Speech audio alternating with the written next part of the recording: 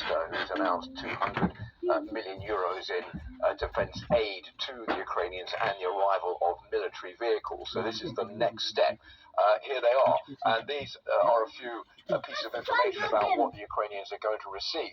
They're made in France, so 100% French production. They were introduced in 1981, and the total number in service is 240. These military vehicles are getting fairly old now. 40 years is quite old for a military vehicle. They're being updated. The French are now buying Jaguars, which have more electronic systems inside. They're have a better performance than these AMX-10 RCs. That's a mouthful to say in one go.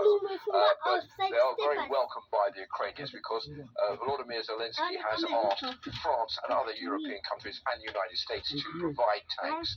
And France is the first country to provide this kind of military vehicle to Ukraine from Europe. There have been supplies of military vehicles from the Australians who've been giving them Bushmasters.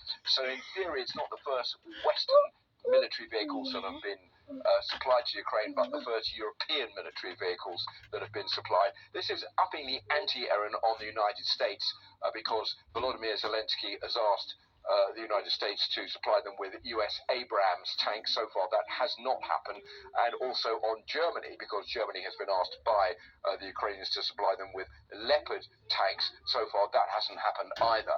Now what is good about these tanks is that they are able to fire between 2,000 and 3,000 meter shells. They are good at opening up fronts for the artillery to follow in behind. They're also used for reconnaissance missions. They've already been deployed in Afghanistan, they've already been deployed in Mali, and they were also deployed during the first Gulf War back in 1991.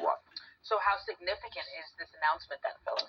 Well, it's good news for France. It's a coup certainly for Emmanuel Macron, the French president, who has come under quite a lot of criticism by the Ukrainians for really what they see as him sitting on the fence and trying to support on one side Vladimir Putin and on the other side send supplies and give support to the Ukrainians. It's not really how it's being seen by France. The two men, Volodymyr Zelensky and Emmanuel Macron, the French president, had a very close relationship right at the very start of Volodymyr Zelensky's term in office. He was even invited to Paris during the 2 rounds of presidential elections in Ukraine. But since then, things have turned a bit sour. But following the agreement of this decision by France to supply these military vehicles, there has been quite an optimistic tweet by Volodymyr Zelensky, who has thanked the French president for doing that. Here is what he said. Had a long and detailed conversation with President Emmanuel Macron on the current situation. Thanks for the decision to transfer light tanks and Bastion APCs to Ukraine, as well as for intensifying work with partners in the same direction. This is rebuilding a relationship which is, as I was saying, damaged by sentences, little phrases by Emmanuel Macron about bringing Vladimir Putin to the negotiating table. That's something that's been ruled out by the Ukrainians. Not annoying Vladimir Putin, that is also something that has seriously annoyed the Ukrainians. They say, look, we are in the middle of a war, we need all the support we can get, and France has at last given us those military vehicles that we so desperately need. So this announcement, Philip, comes as Vladimir Putin said that he would send a frigate armed with new hypersonic Zircon cruise missiles to the Atlantic and Indian Ocean. Should we be concerned? Well, yes and no. I don't think this is an immediate threat for the war in Ukraine. This is Russia showing its military might. Let's put it in context, shall we? If you look at what happens, for example, in North Korea, they're always showing off their weapons. They're trying to intimidate the Americans, of course, showing off their missiles.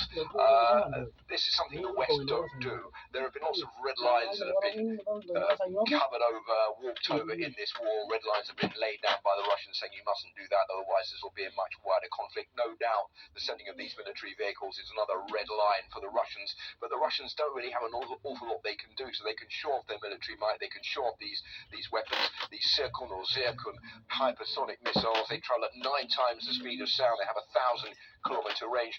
This is really moreover a way of the Russians saying they're competing with the Chinese and with the Americans in the race to have the most sophisticated weapons, but I don't think they're really weapons that on board a ship can be used for the moment in the war in Ukraine. So yes, we should be concerned, but I don't think it's quite such a danger for the war and the supply of Western military vehicles to Ukraine at the moment. Philip Charles, thank you very much.